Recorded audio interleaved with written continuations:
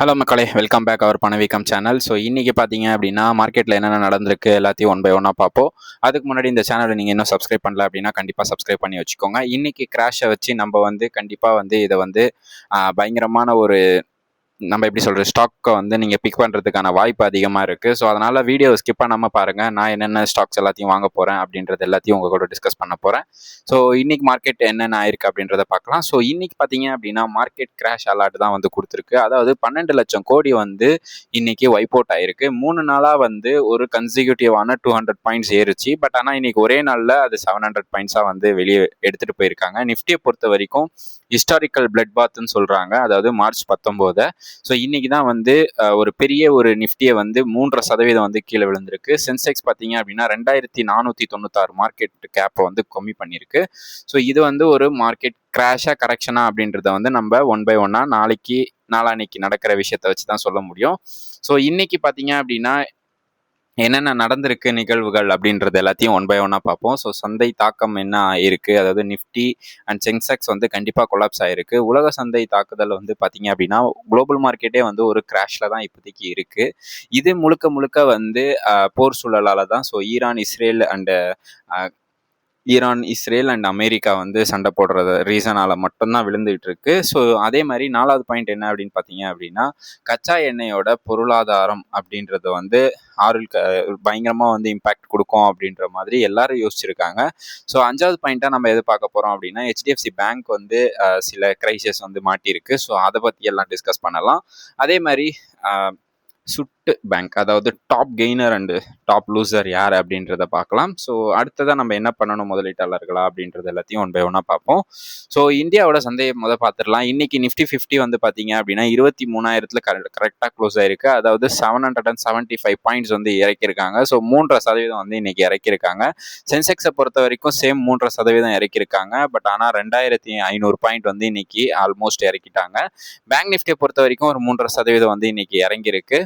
So இது எல்லாத்தையும் நம்ம வச்சு பார்க்கும்போது முதலீட்டாளர்களோட 12 லட்சம் கோடி வெளியே போயிருக்கு. ஸோ இதுதான் ஒரு பயங்கரமான ஒரு கிரைசியஸாக பார்க்குறோம். பிகாஸ் ஆஃப் மார்ச் 19 எல்லாரும் ஞாபகம் வச்சுப்போம் அப்படின்ற மாதிரி பண்ணியிருக்காங்க. பட் ஆனால் நம்ம வாங்குற ஸ்டாக்கை பொறுத்து தாங்க நம்ம எவ்வளோ பாயிண்ட்ஸ் விழுந்தாலும் நம்ம கவலைப்படாமல் இருக்க முடியும். ஸோ அந்த மாதிரி ஸ்டாக்ஸை நம்ம பிக் பண்ணணும். ஸோ அதை பற்றி நம்ம ஒன் பை ஒன்னாக பார்ப்போம். ஃபியர் இண்டெக்ஸ் பார்த்தீங்க அப்படின்னா எக்ஸ்ட்ரீம்லி பேரிஷாக இப்போ போயிருக்கு. ஸோ இது பயத்தை உண்டாக்கியிருக்கு அப்படின்றத நல்லாவே தெரிஞ்சிக்க முடியுது. ஸோ முக்கிய ஆதாரம் பார்த்தீங்க அப்படின்னா 23,000 அப்படின்றது ஒரு பயங்கரமான சப்போர்ட்டு. ஸோ அந்த சப்போர்ட்ல இருந்து இது கீழே விழ ஆரம்பிச்சிச்சு அப்படின்னா 21,000 வர்றதுக்கான பாசிபிலிட்டிஸ் ஐயா இருக்கு. ஸோ நேற்று வரைக்கும் ஓரளவுக்கு நல்லாவே மார்க்கெட் ஹப்பு கொடுத்துட்டு இருந்தாங்க. அதாவது முடிச்சு, அதாவது அது போட்டுக்கு நடந்துகிட்டு இருக்கோம் தனியா, நம்ம மார்க்கெட்டை பார்க்கலாம் அப்படின்ற மாதிரி தான் மார்க்கெட்டை டிஐஸ் கொஞ்சம் ஸ்டெபிளாக எடுத்துட்டு வந்தாங்க. பட் ஆனால் டிஐஸால முடியல. பிகாஸ் ஆஃப் நேற்று ஒரு சின்ன இஷ்யூ ஆயிருக்கு. ஸோ அது குளோபலாக அஃபெக்ட் ஆகும் அப்படின்றதால தான் மெயினாக இன்னைக்கு மார்க்கெட்டை இவ்வளோ தூரம் அடிச்சிருக்காங்க.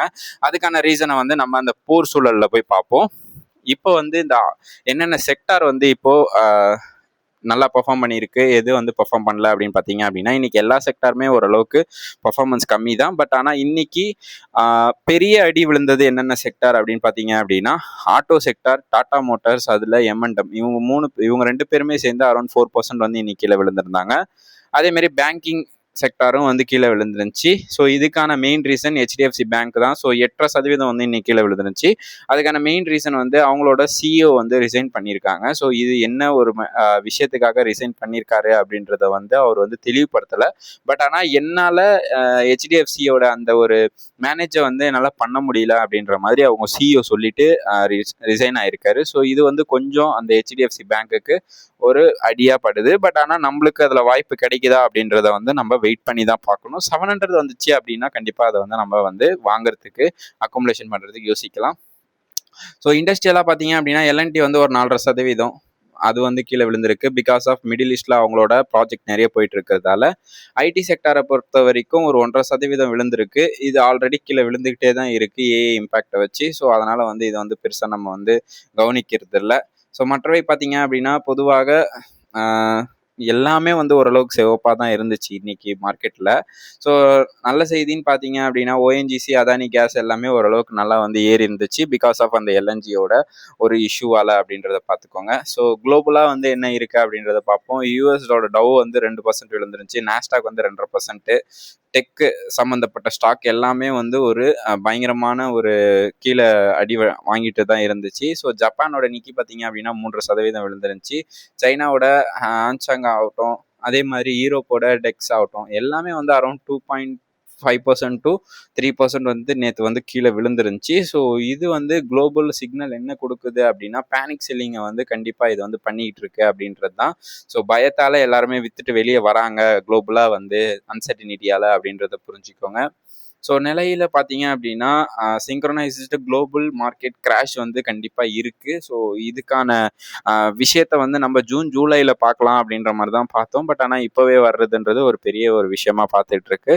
ஸோ போர் என்னவா போயிட்டு இருக்கு அப்படின்னு பார்க்கலாம். ஈரான் இஸ்ரேல் போர் வந்து இப்போ என்ன ஆயிருக்குன்னா ஃபுல் ப்ளோனாக இருக்கு. அதாவது ஒரு டார்கெட்டை வந்து கரெக்டாக ரீச் பண்ணி அடிக்கிறாங்க, ஈரான் ஆகட்டும் இஸ்ரேல் ஆகட்டும். ஸோ இது வந்து ஒரு பெரிய ஒரு மைனஸாக பார்க்கப்படுது. நேற்று வந்து இஸ்ரேல் வந்து ஒரு தாக்குதலை வந்து ஈரான் மேலே போட்டிருந்தாங்க. அதாவது அவங்களோட ஆயில் ரிஃபைனரி மேலே வந்து அவங்க வந்து ஃபைட்டில் வந்து போட்டிருந்தாங்க.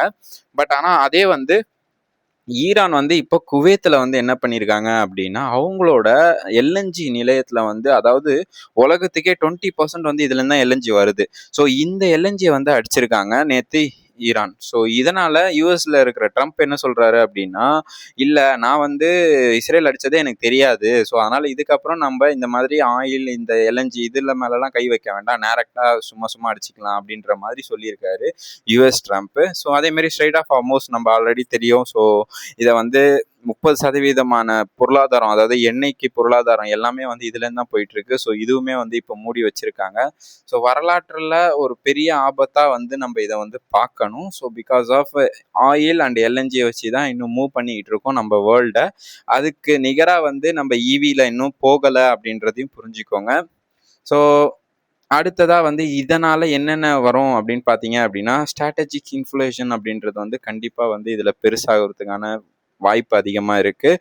பிகாஸ் ஆஃப் நம்மளோட இம்போர்ட் அப்படின்றது வந்து அதிகம், ஆயில், எல்என்ஜி. ஸோ இது வந்து கிடைக்கல அப்படின்னா அதுக்கு டிமாண்ட் வரும். டிமாண்ட் வந்துச்சு அப்படின்னா அதுக்கான பொருளாதார விலை வந்து உயரும் அப்படின்றதையும் பார்த்துக்கோங்க. ஸோ அடுத்ததாக வந்து பார்த்தீங்க அப்படின்னா, ஃப்ளைட் டு சேஃப்டி, அதாவது பார்த்தீங்கன்னா இதனால பெரிய பெரிய முதலீடு வந்து இம்பேக்ட் ஆகுனாலும் ஏர்வேஸ் வந்து கண்டிப்பாக வந்து அடி வாங்கும் இந்த ஆயில் ப்ரைஸால் அப்படின்றதையும் பார்த்துக்கோங்க. கச்சா எண்ணெய் என்னவா போயிட்டு இருக்கு அப்படின்றத பார்ப்போம். ஸோ பெட்ரோல் விலை என்னவா இருக்கு அப்படின்னா, $114 $119 வந்து பேரல் இப்போ போயிட்டு இருக்கு. அதாவது ஒரே நாளில் ஒரு 8% வந்து டிஃப்ரென்ஷியேட் காட்டுது இந்த குருடாயில். இது வந்து ஒரு மைனஸாக நம்ம பார்க்கணும். அதே மாதிரி சப்ளை சைன் அப்படின்வாங்கல்ல, ஸோ அது வந்து குளோபலாக வந்து ஒரு ஜியோபொலிட்டிக்கல் ப்ரீமியமில் வந்து மாட்டிக்கிட்டு இருக்கு. ஸோ சப்ளை செயினே வந்து இப்போ இல்லை. ஸோ ரொம்ப வந்து கம்மியாக போயிட்டுருக்கு அப்படின்னு தான் பார்க்கணும். ஸோ இதனால் இந்தியாவோட 80% இறக்குமதி வந்து நின்று இருக்கு. அதாவது 1500 கோடி செலவாகுது ஒரு பெட்ரோல் பேரல் வந்து நம்ம வந்து வாங்குறதுக்கு. ஸோ இது வந்து ஒரு பெரிய மைனஸாக வந்து நான் பார்க்குறேன் குருடாயிலை பொறுத்த வரைக்கும்.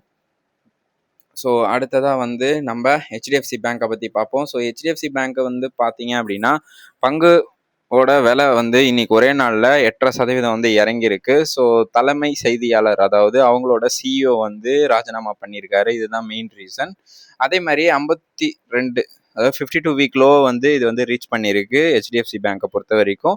ஸோ இதில் வந்து நம்ம இப்போ வந்து வாங்கலாமா அப்படின்னு கேட்டிங்க அப்படின்னா, கண்டிப்பாக வாங்கக்கூடாது, வெயிட் பண்ணணும். ஸோ இன்னும் வந்து இறங்குறதுக்கான ஃபர்தர் ரேலிக்கான வெயிட் பண்ணணும். 700 ருபீஸ் கீழே வருது அப்படின்னா கண்டிப்பாக வந்து நம்ம அதை பை பண்ணுறதுக்கு வாய்ப்பு இருக்கும். ஸோ ருப்பியை பார்த்துடலாம். ருப்பி வந்து இப்போ வந்து பார்த்தீங்க அப்படின்னா 100 ரூபா வந்து ரீச் பண்ணிடும் போல். அதாவது 92 ரூபா 89 காசு டெய்லியும் ஹால் டைம் ஐயை வந்து ரீச் பண்ணிக்கிட்டு இருக்கு ருப்பியை பொறுத்த வரைக்கும். ஸோ இப்போ தான் ஒரு ஒரிஜினல் ருப்பியோட ரேட்டே நம்மளுக்கு தெரியுது அப்படின்றத வந்து நம்ம வந்து தெரிஞ்சுக்கலாம். பிகாஸ் ஆஃப் நம்ம வந்து சக்திகாந்த் அப்படின்றவர் வந்து வந்து ஒரு இருந்தார் நம்ம ஆர்பிஐயில். அப்போ வந்து எல்லாத்தையுமே வந்து நம்மளோட ருப்பியெல்லாம் சேல் பண்ணி ஓரளவுக்கு ஸ்டெபிளாக வச்சுருந்தாரு ஒரு 70 ருபீஸ் 75 ருபீஸ்க்குள்ள. பட் ஆனால் இப்போ அதை வந்து பண்ண முடியாது அப்படின்றத வந்து தெளிவாக காட்டுறாங்க. அதே மாதிரி இந்த ருப்பியோட டிஃப்ரென்ஷியேட் பார்த்தீங்க அப்படின்னா 11% ஆயிருக்கு இந்த போரால். 83 இருந்து 92 வரைக்கும் வந்திருக்கு அப்படின்றது ஒரு பெரிய ஒரு டிஃப்ரென்ஷியேட் தான். ஸோ எஃப்ஐஎஸோட விற்பனை வந்து கண்டினியூஸாக நடந்துக்கிட்டே தான் இருக்குது நம்ம ஸ்டாக் மார்க்கெட்டை பொறுத்த வரைக்கும். பட் ஆனால் டிஐஸ் அதுக்கான காசை எடுத்துகிட்டு வந்து நம்ம மார்க்கெட்டில் போட்டுட்டு தான் இருக்காங்க. ஸோ இன்னும் வந்து அதிகப்படுத்துவாங்க அப்படின்றது தான். பிகாஸ் ஆஃப் மியூச்சுவல் ஃபண்ட்ஸ் எல்லாமே வந்து பார்த்தீங்க அப்படின்னா நல்லாவே வந்து எடுத்து வச்சுருக்காங்க. இன்னும் வரைக்கும் வந்து பெருசாக அவங்க வந்து இன்வெஸ்ட் பண்ணலை. இன்னும் கீழே விழும் அப்படின்ற மாதிரி மியூச்சுவல் ஃபண்ட் எல்லாமே யோசித்து கொஞ்சம் ரிசர்வ் பண்ணி வச்சுருக்காங்க நம்மளோட மணியை, சிப் அமௌண்ட்டை. ஸோ வெயிட் பண்ணுவோம் என்ன நடக்குது அப்படின்னு பார்க்கலாம். ஸோ அதே மாதிரி வெளிநாட்டு முதலீடு அப்படின்றது வந்து கண்டிப்பாக கிடையாது. இப்போதைக்கு எல்லாமே வந்து ஒரு செல் ஆஃப்ல தான் இருக்குது. இது வந்து குளோபலாகவே வந்து நடந்துகிட்டு இருக்கு. ஸோ அதனால் வந்து நம்ம மார்க்கெட்டில் மட்டும் நடக்குது அப்படின்ற மாதிரி நம்ம வந்து அதை பேச முடியாது அப்படின்றதையும் புரிஞ்சுக்கோங்க. ஸோ இன்னைக்கு டாப் செக்டாரில் வந்து நம்ம நிஃப்டி 50ல எது வந்து கீழே விழுந்துருந்துச்சு அப்படின்னா ஹெச்டிஎஃப்சி பேங்க் வந்து 8%, ஸ்ரீராம் ஃபினான்ஸ் வந்து ஒரு 6%, எல்என்டி வந்து ஒரு 4%, எம்என்டம் ஒரு 4%, அதே மாதிரி டாடா மோட்டார்ஸ் வந்து ஒரு 4% இன்னைக்கு வந்து கீழே விழுந்துருந்துச்சு. அதே மாதிரி இன்னைக்கு ரெட்லேயே வந்து க்ளோஸ் ஆயிருந்தாலும் ஒரு சில ஸ்டாக்ஸ் வந்து ஓரளவுக்கு நல்லா பர்ஃபார்ம் பண்ணியிருந்தது. அதில் ஸ்டாக்காக வந்து அதானி டோட்டல் கேஸ் தான் வந்து ஒரு 8% வந்து மேலே போயிருந்துச்சு. குஜராத் அலிக்கியாஸ் வந்து பார்த்தீங்க அப்படின்னா 9% ஏறி இருந்துச்சு. ஸோ ஓஎன்ஜிசி பார்த்தீங்க அப்படின்னா ஒரு அரௌண்ட் 0.5 to 1% வந்து இன்னைக்கு வந்து ஒரு ஏற்றத்தில் வந்து கொடுத்துருந்துச்சு. ஸோ இதெல்லாமே வந்து கேஸு ப்ளஸ் வந்து இந்த பெட்ரோலில் சம்மந்தப்பட்ட விஷயம் அப்படின்றதால இந்த ரேட் எல்லாத்தையுமே வந்து ஏற்றி விட்டாங்க அப்படின்னு தான் சொல்லணும். ஸோ அடுத்ததாக வந்து ஓவரால் ஸ்டாக் மார்க்கெட்டு என்னென்ன நம்ம வந்து பார்க்கணும் அப்படின்றத வந்து புரிஞ்சுக்கோங்க. பெட்ரோலோட பேரண்ட் வந்து பார்த்தீங்க அப்படின்னா 114 119 இப்போ வந்து செல் பண்ணிக்கிட்டு இருக்காங்க. தங்கத்தோட விலை வந்து டெய்லி பேசிஸில் குறைஞ்சிக்கிட்டு இருக்கு. 1,47,000 வந்து குறைஞ்சிருக்கு பெர் கிராமுக்கு.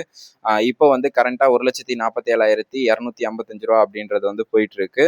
ஸோ பட் ஆனால் இது வந்து ஒரு பாதுகாப்பான இடம் தான். பெருசாக வந்து நம்மளுக்கு சரிவு இருக்காது. சென்செக்ஸை நம்மளோட ருப்பியை பொறுத்த வரைக்கும் 92 வந்து யூஎஸ் டாலருக்கு போயிட்டு இருக்கு. 93 ரீச் ஆகிடும் போல் இன்னும் கொஞ்சம் நேரத்தில். எனக்கு தெரிஞ்சு அரௌண்ட் வந்து மண்டேக்குள்ளே 93 போகும் அப்படின்ற மாதிரி தான் இருக்குது. கச்சா எண்ணெயோட விலை வந்து கண்டிப்பாக ஏறிக்கிட்டே இருக்குது. இதை வந்து நம்ம வந்து குறிப்பாக பார்த்துக்கிட்டே இருக்கணும். அடுத்ததாக இந்த எஃப்ஐஐஸ் வெளிநாட்டு முதலீடுகள் என்னவா போயிட்டு இருக்கு, எஃப்ஐஐஸ் பேனிக் என்ன இருக்கு அப்படின்னு பார்க்கலாம். ஸோ எஃப்ஐஐஸ் வந்து கண்டிப்பாக வந்து வித்துக்கிட்டே தான் போகிறாங்க. இதுக்கான மெயின் ரீசன் என்னவா சொல்கிறாங்க அப்படின்னா இப்போதைக்கு ஈரான் ப்ளஸ் வந்து ஆயில் அதோட ஷாக்கை வந்து அவங்களால ஜீர்ணிக்க முடியல. ஸோ அதனால் நாங்கள் வந்து வெளியே வித்துட்டு போகிறோம் அப்படின்ற மாதிரி சொல்கிறாங்க. முதலீட்டாளர்கள் வெளிப்பாடு. ஸோ அது வந்து எமர்ஜென்சி மார்க்கெட்டில் வந்து எப்போவுமே வந்து நம்ம என்ன பண்ணோம் அப்படின்னா நம்மளுக்கு ஒரு ஆப்பர்ச்சுனிட்டியை தான் நம்ம தேடணும். பட் ஆனால் வந்து நம்ம என்ன பண்ணுறோம் அப்படின்னா வெயிட் பண்ணுறோம் இன்னும் இறங்கும்னு சொல்லிட்டு. பட் ஆனால் அது தப்பு. ஸோ டிப்பில் தான் நம்ம வந்து வாங்குறதுக்கு பார்க்கணும் அப்படின்றத பார்த்துக்கோங்க. ஸோ இப்போ டைரெக்டாக வந்து நம்ம சார்ட்டுக்கு போவோம். ஸோ சார்ட்டில் வந்து 1 by 1 என்னென்ன இருக்குது அப்படின்றத பார்க்கலாம்.